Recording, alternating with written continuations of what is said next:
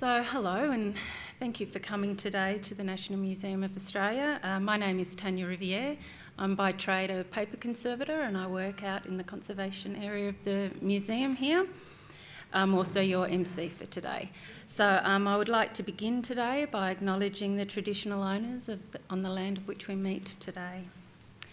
The journey of the objects and their life at the museum is the inspiration for our series of Door to Store, Caring for Your Collection. This workshop style program aims to teach the public about the work that our conservation area does and the curatorial and registration teams. Each session demonstrates the techniques for handling, storing and conserving our collection and offers practical examples that can be implemented at home. I'd like to welcome everyone here today, and I'd also like to extend a welcome to everyone who's tuning in live from Kiama. Hello, this is Michael, Outreach Services Officer from Kiama Library. I'd like to thank for the welcome, and we're always glad to take part. Fantastic, that's great. So today's topic is family history documents. These documents really help us understand where our families came from. But how do we find them? And once we've found them, what do we do with them and how do we best look after them so we can ensure that we have them to pass over to future generations? Some of these questions hopefully will be answered today and many more of your questions that you might have from our two speakers. And joining us today we have family historian Jenny Higgins from the National Library of Australia, who's going to provide some great tips on how to find your documents and information. And then we'll talk to our paper conservator Jess Wignall, who will share some of her knowledge and expertise on how to look after those documents once you've found them and how to keep them for your family and future generations. So I'd like to welcome Jenny to the floor.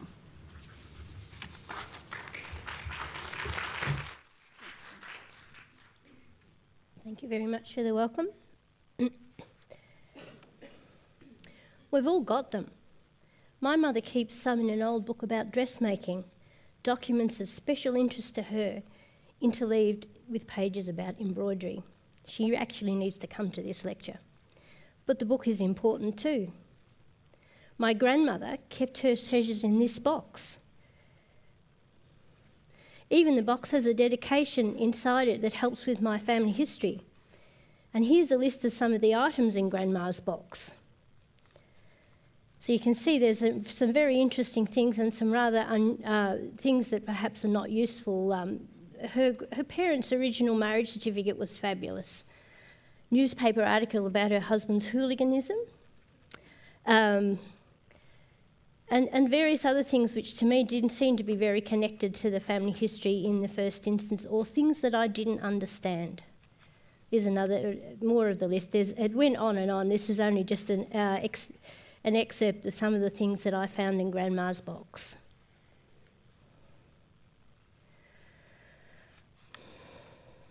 Any collection of treasured items in your family will help you with your family history, but where to start?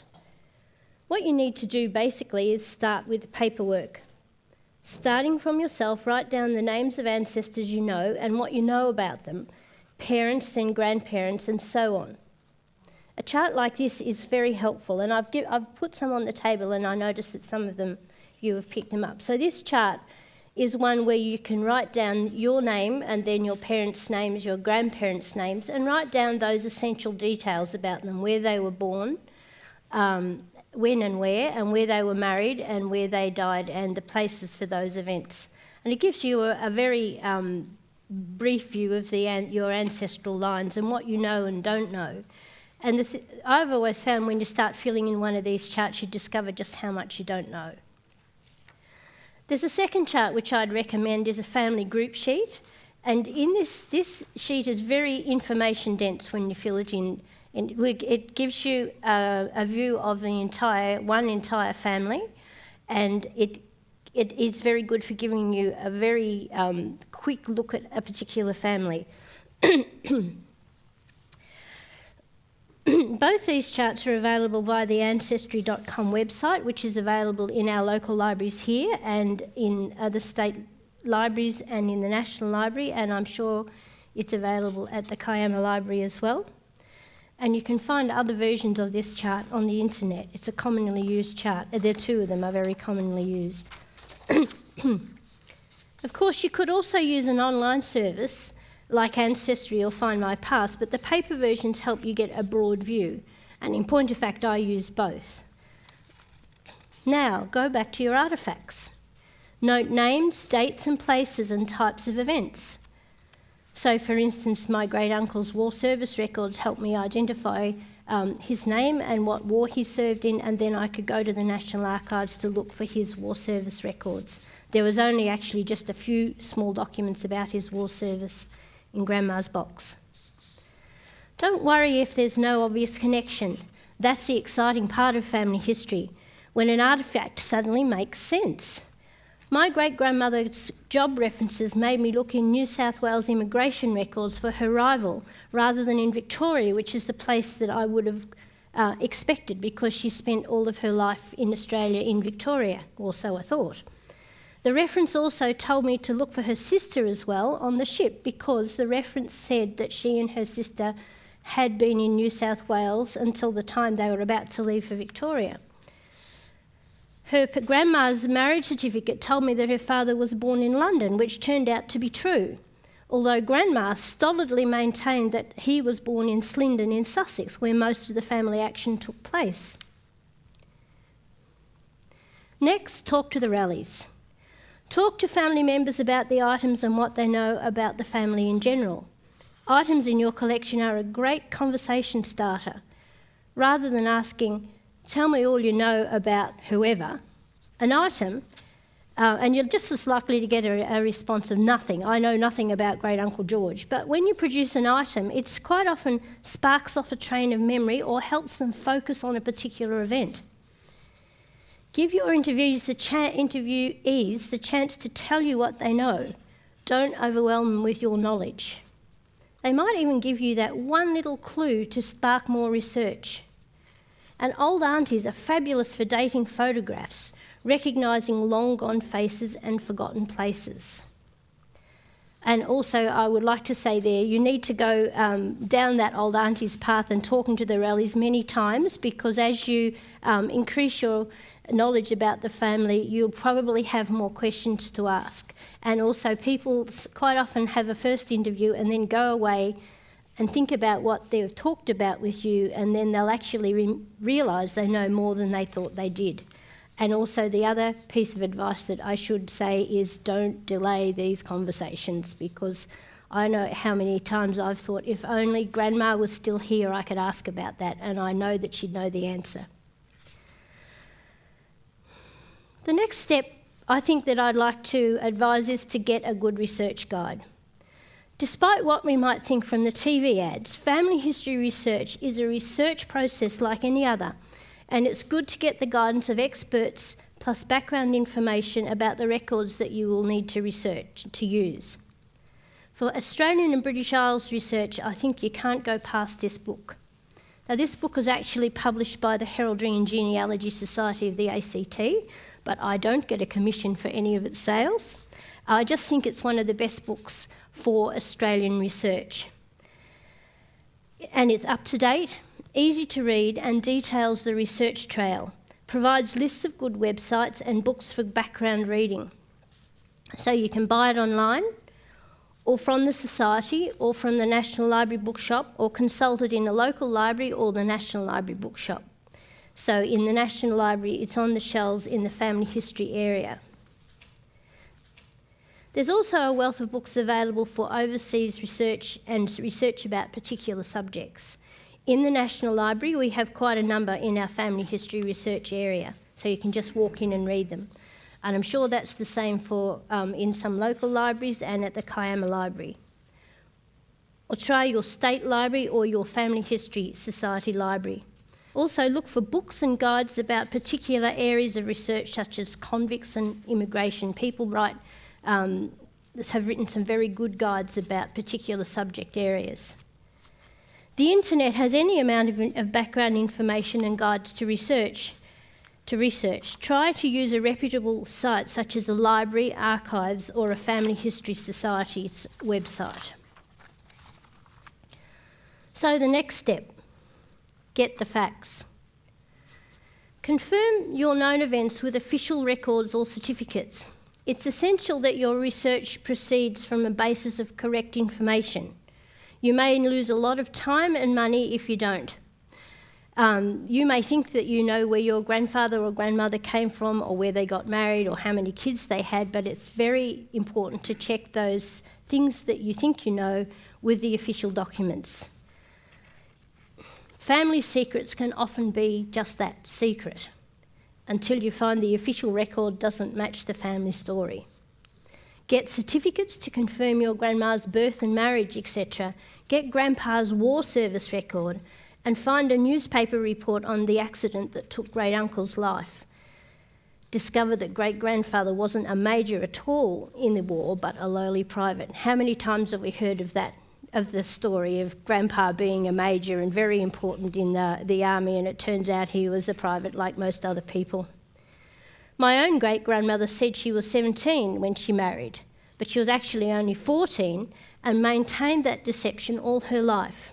Official records helped me sort out just who she was, and it cost me a lot of money, I can tell you that, to find out that she, because I couldn't find a birth certificate until I finally discovered that she was a lot younger than she said.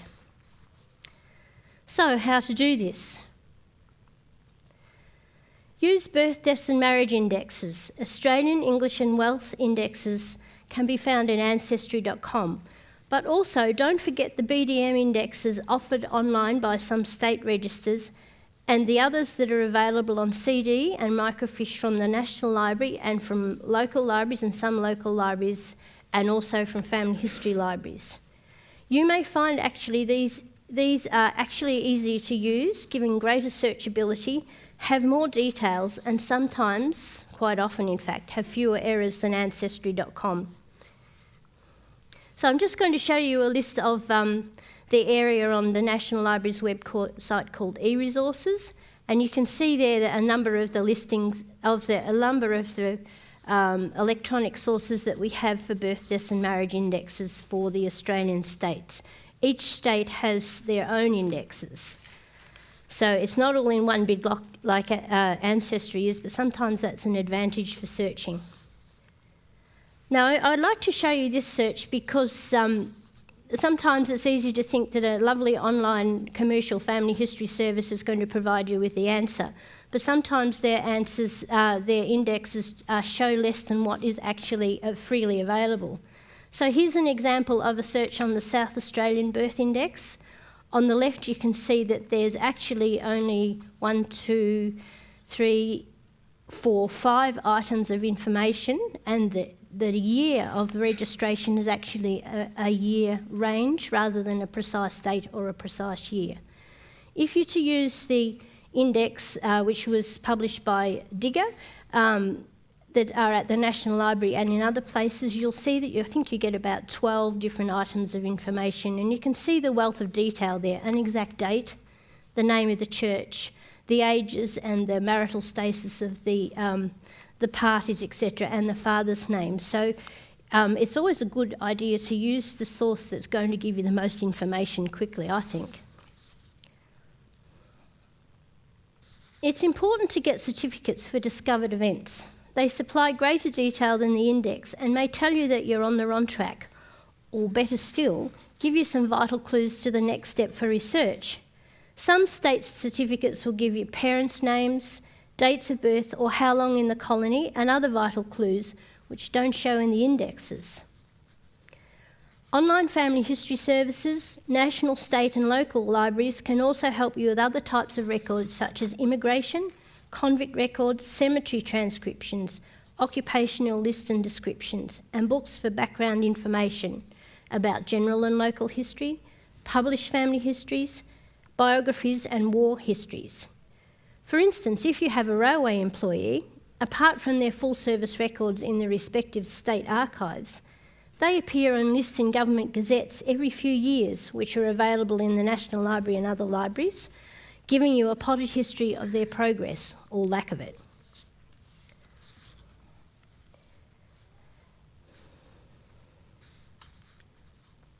In recent years, Australian family history researchers have become besotted, and that's the only word that I can use, about a particular major source of information for Australian people. That is, Trove digitised Australian historic newspapers. How many people have used Trove here? Well, how many haven't used Trove? Oh, good. I'm glad I can talk to someone about it then. It's a free online, fully searchable service and contains a growing collection of newspapers from all over Australia to 1954. In fact, within 3 years, all New South Wales newspapers to 1954 will be included in the service. The Australian Woman's Weekly is included to 1982, and our local Canberra Times is being added to 1995 as part of our centenary celebrations. All parts of the newspaper are included, and this is the best bit for family historians, and are searchable.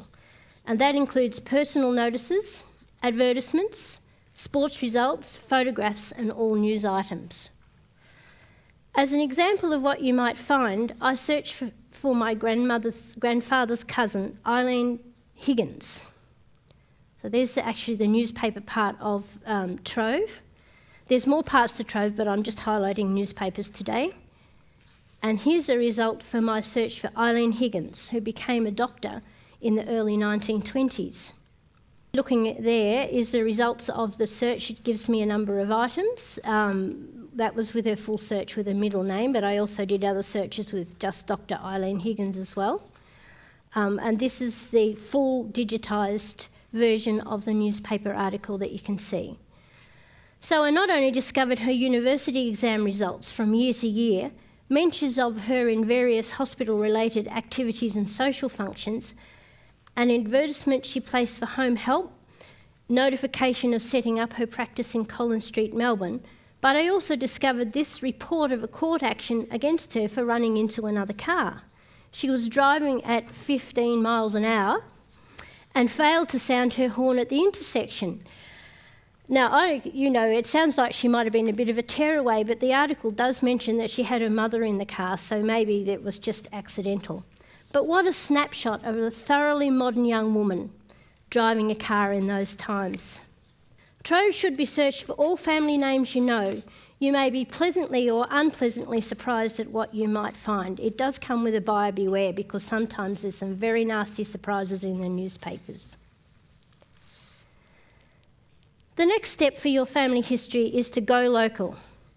Once you've built up a reasonable picture of your family, visit the area they lived.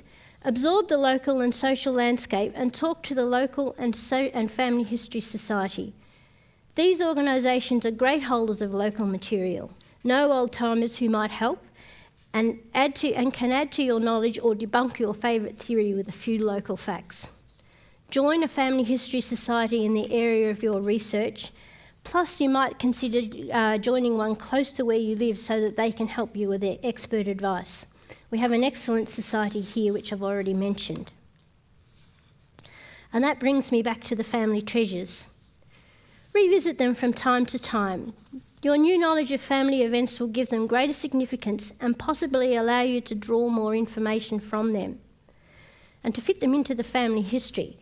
I can now interpret exactly the bars and stars on my grandmother's mother's badge and know that the funeral card, of which had a name but I didn't know who it was, is her mother's cousin. And the other thing I'd like to end up with is don't forget your own treasures too. Give your own descendants a head start and write down the story of your own documents and keepsakes.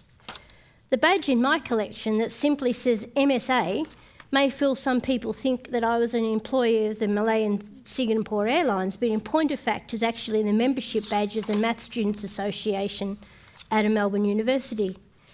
And what of the badge of a rectangular pink football?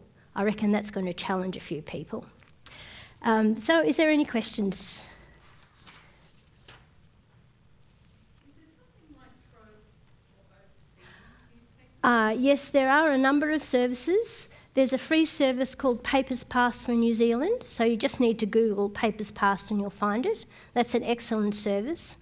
Most of the... are you interested particularly in the British Isles? Yeah, there are a number of services for the British Isles, and mostly they're not free. But the National Library, for instance, if you're a registered member, which is easy to do, provides at-home access to those newspaper services. There's 19th century British newspapers, Illustrated London News, which also includes news from the colonies, Irish newspaper archives, and a few others too that go a bit further back. If you want to, come and talk to me afterwards about that. We might have questions. Okay, yep. It's okay. Thank you, Jenny. That was fantastic. No worries.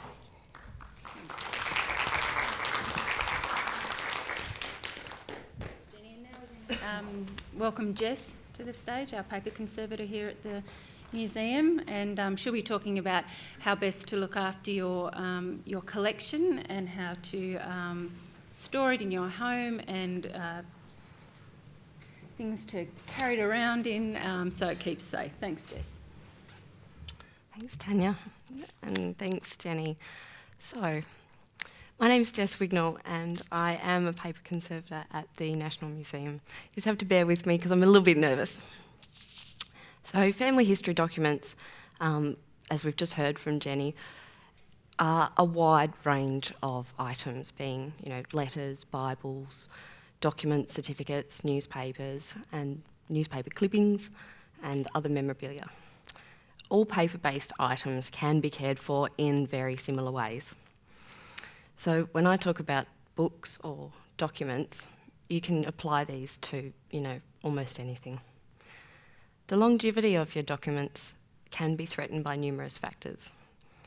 And we break these factors down to two different groups, being inherent and external factors.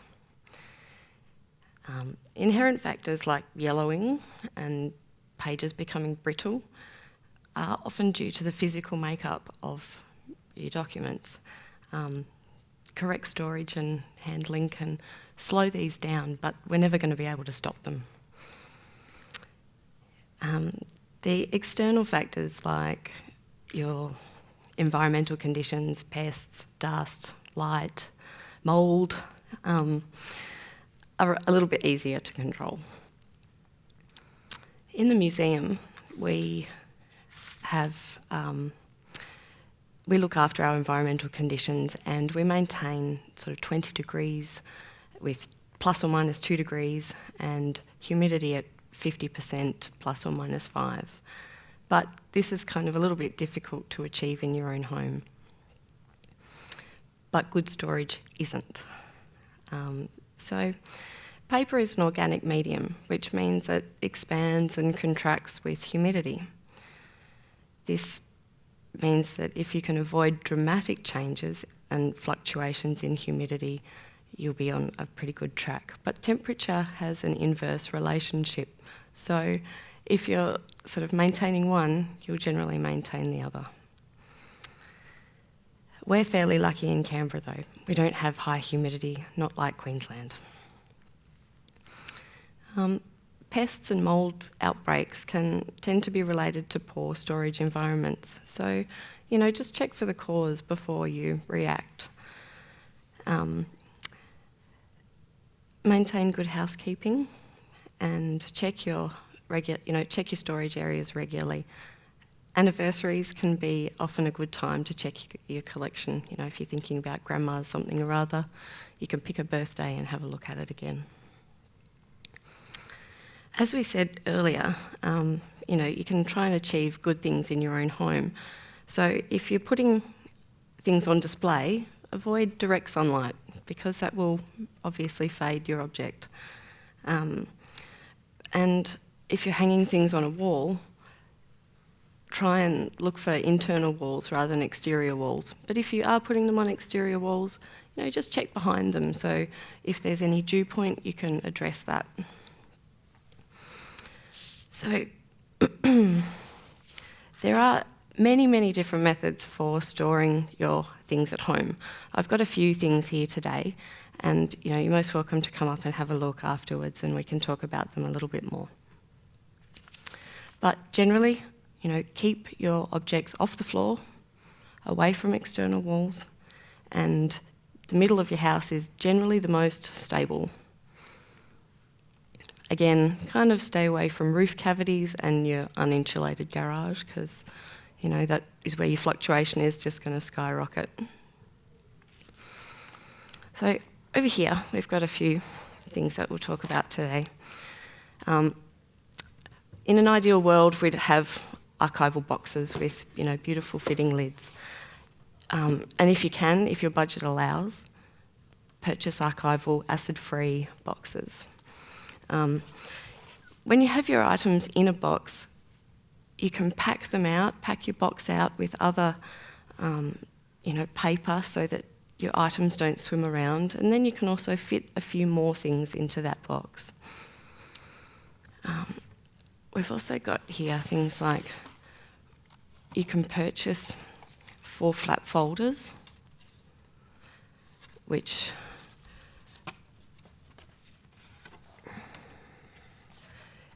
have various grooves in them. Sorry if you can see that.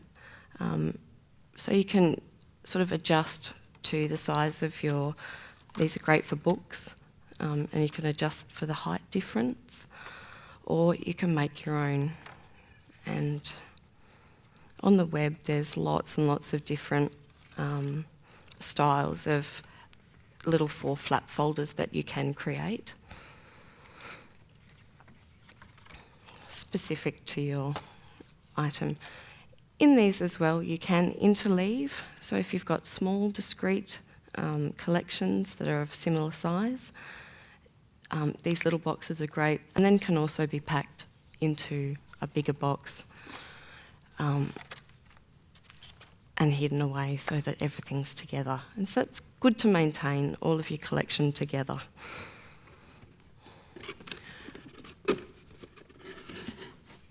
I also recommend labelling your boxes. As you can see here, there's an area where you can clearly label your box so that if you've got it in your cupboard, you can identify what's there, and especially if you've got a few boxes and you want to go to Grandma's letter, you know which box it's in. We also really like view books for family history documents because, again, you can store them really easily. They're very easily to purchase and available from most of your just general stationery shops or art supply shops. They already come with plastic sleeves, and the advantage is that, again, you can keep everything together, but you can see it from both sides. If it's particularly fragile, you can slip a piece of paper in behind so that it will have a bit of extra support. We've got an example here where there's using photo corners. We've secured, 2 items of a similar size into the view book. And this allows also that they're not going to slip around and knock against each other. And also that once you've got it attached to the view book, it means that it's not going to apply pressure onto the item you've got behind it, which means that you're going to make sure that nothing ever touches and damages each other. For individual items, you can also make or purchase very slim and flat folders, again with the 4 flaps, just so that there's complete cover of your little object inside. Paper's really nice because it you can annotate on the front what it is so that you don't have to open it up, and if you've got a couple of these, you can pick the right one when you're going to show someone or you're going to look at it again. We have different types of view books, so that's one that you can purchase very sort of easily, readily. And then we have these other types of polypropylene or polyethylene folders that also have a slip cover that they can go into, and these ones you can add or subtract as many mylar pockets as you need. And in here I've got some mylar pockets and some polyethylene pockets.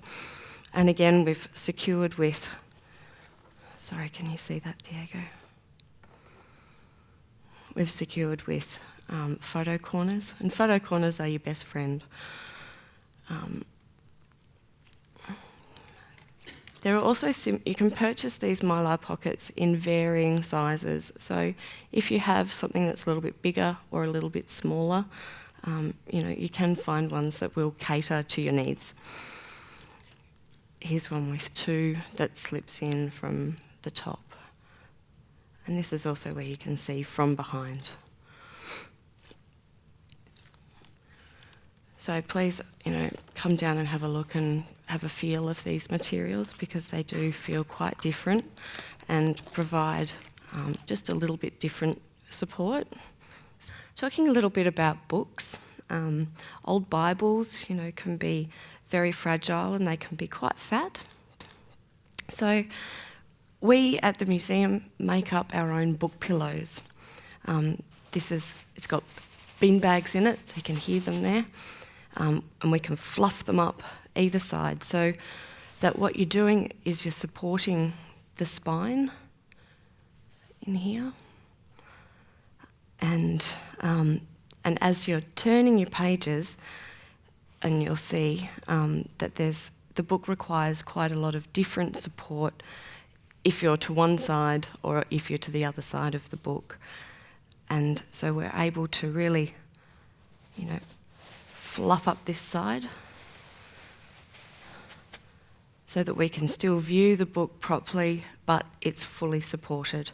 And that's a really nice way to do it. And at home, if you don't have an old bean bag, you can use 2 pillows, small pillows, inside a pillowcase that you can sort of butt together and sit your book in the middle. Or if you've got an old down pillow that you can fluff up, just like I've done there, that's a really good way to start as well. We also use handmade book supports, and you can see here, this is on a nice little triangle, and that's where it's probably for a hardcover book, but these book pillows will work for a hardcover as well. So, the other thing I was going to say was when you have books on a bookshelf, getting books off a bookshelf is not good to pull from the spine. When you're pulling them off, if you remove them and get your fingers around the book, you'll actually support it much better, and you won't cause any damage to that top part of the book or any damage down the spine. So most of these things can be applied to lots of different types of, paper objects. And but if you've ever got a problem where you don't feel comfortable, or you're just a little bit unsure, it's probably time to seek a conservator. And the AICCM, which is the Australian Institute for Conservation of Cultural Materials, can direct you to a local conservator, and one that will sort of specialise in the material that you've got. So, yeah, great. If you've got any questions, please don't hesitate to ask, and come down and have a feel. Thank you.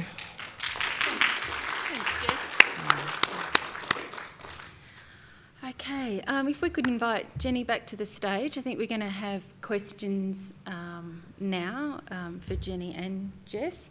I think we're going to start off with the Visions Theatre first, and then we'll cross to Kiama. So we've got a microphone that will be roving around, and I've asked you just to speak clearly into the microphone if you have questions. We'll open the floor.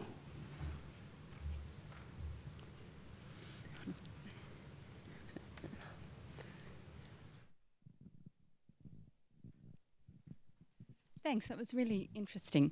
I was just wondering, Jess, if you could talk to us a little bit about handling and whether it's good to use gloves or not when you're handling paper objects. Yes, Michelle. Gloves are one of these things that's quite debatable. Clean hands is first and foremost the way to go. If you have gloves, we do suggest to have powder-free and close-fitting gloves so that you don't, cause any further damage by, things pulling or catching. Generally, if you're handling photographs, always use gloves. They will just protect against your fingers, etching into the emulsion of the photograph.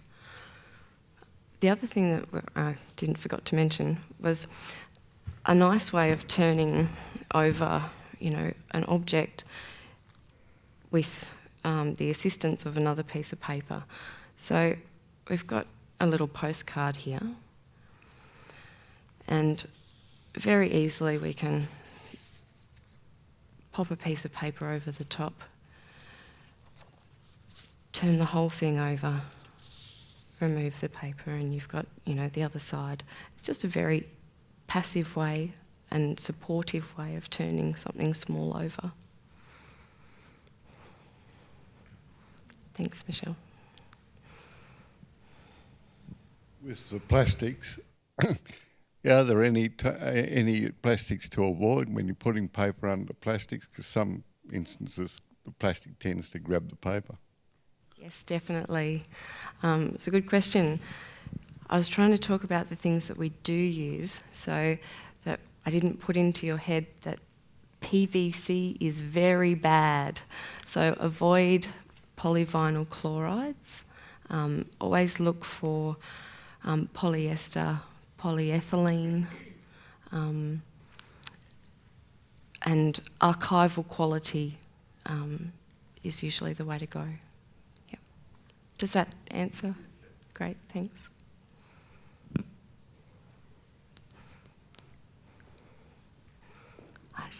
You've partially answered. I was going to ask a question about the plastics too. So the folders, that purple one, is that just like the ones you get in Big W and all that? Sure is. Okay. Yeah, sure is. A lot of these are being made, without PVC for these reasons that, we know that these chlorines are very bad and these are readily available. So it's a really good option, cheap. Thank you. And what about the box where you are? Where does one get those? Again, these can be purchased from archival suppliers or conservation suppliers. So if you do a Google search, the AICCM, as I said before, the Australian Institute of Conservation for Cultural Materials, that will direct you to some archival suppliers. But you can also Google search, conservation supplies, acid-free or archival supplies. And there's many different types of acid-free boxes in terms of shape and size. You can find one that's specific to what you would look for. Yep.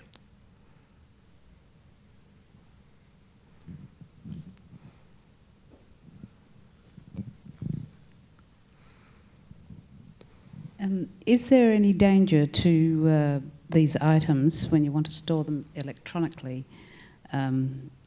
Is there any damage that can be done when you do that sort of thing? What do you mean electronically? Well, so if you're going to take a photo and... If you're taking photos and putting them through those heat scanners and... I would stay well away from laminating. Never laminate. The heat and the adhesive will go straight into your object and you'll never be able to get it out. And it will cause yellowing and all sorts of yucky things. So if you want to have, a loose,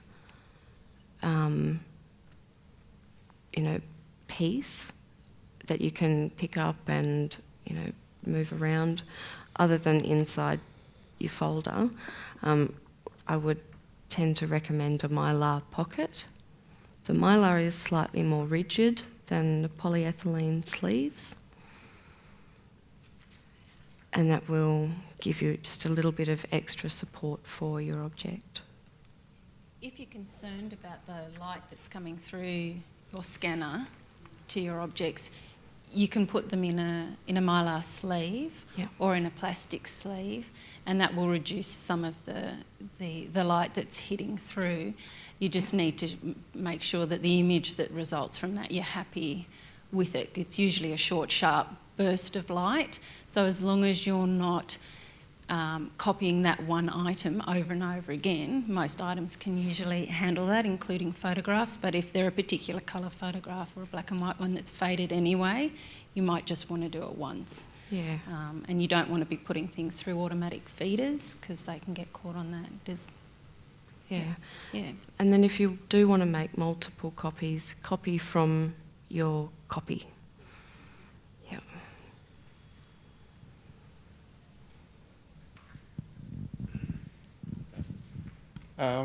Electronically storing them, I guess they ain't CDs or DVDs, is there a shelf life on those, or should we worry about them after a few years? Yes, you should worry about them.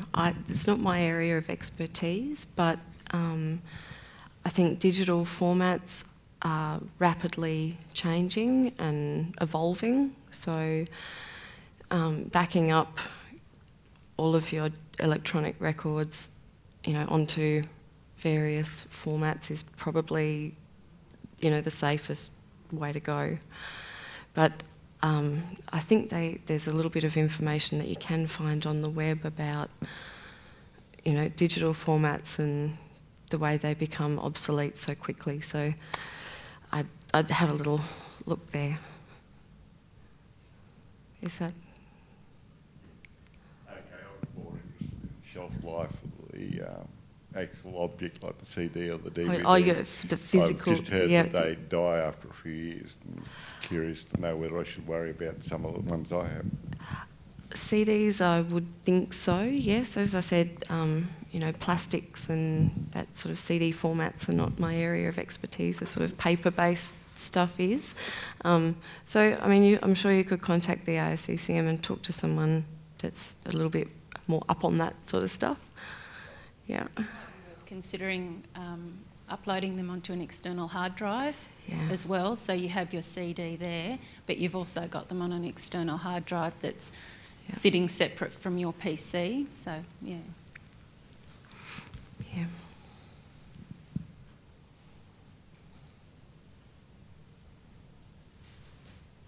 So is that all? Oh, we've got one more.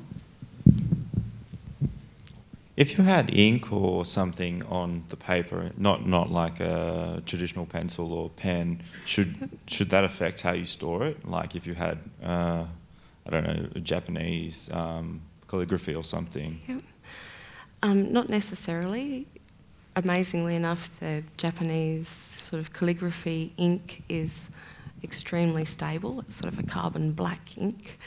But if you are, it is a good idea to interleave. So if you've got a stack of,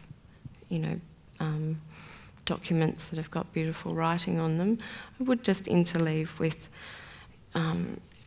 either with a tissue, just an acid-free tissue, or archive text, which is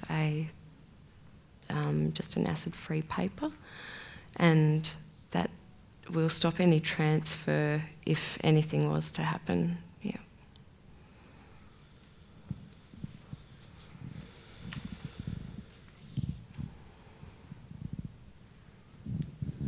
Just wondering about storing of items that are already perhaps damaged, thinking of foxed paper, for example. Do we need to do anything special to save that from becoming a problem? I would make sure that you do have anything that's got sort of foxing or staining on it, that you do interleave it, or keep it, in a plastic sleeve that's separate from your other items.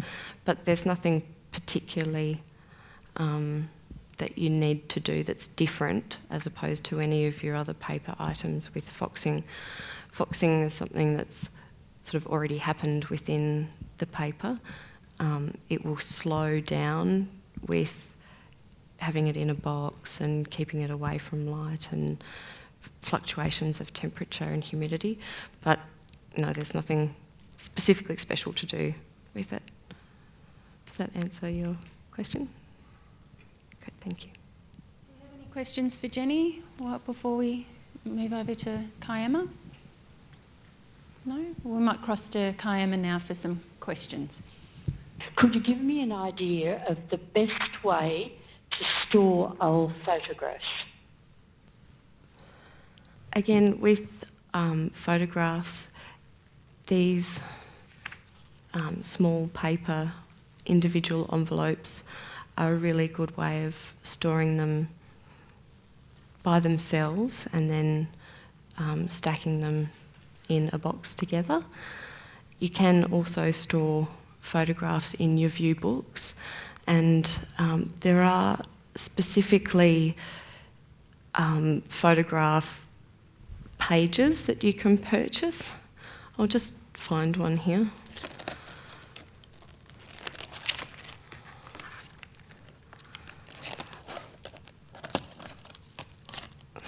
If they're reasonably small, or this has got a divider for 4 photographs, which is nice because if there are any inscriptions on the back, you can view them as well without having to handle them on an individual basis. I just had a question as well. Since you're very much going to be storing like items with like items, as in all the photos together and things like that, do you have any suggestions on making a catalogue or an index? I think that, if you do have the capacity to catalogue your items, that's a really good idea.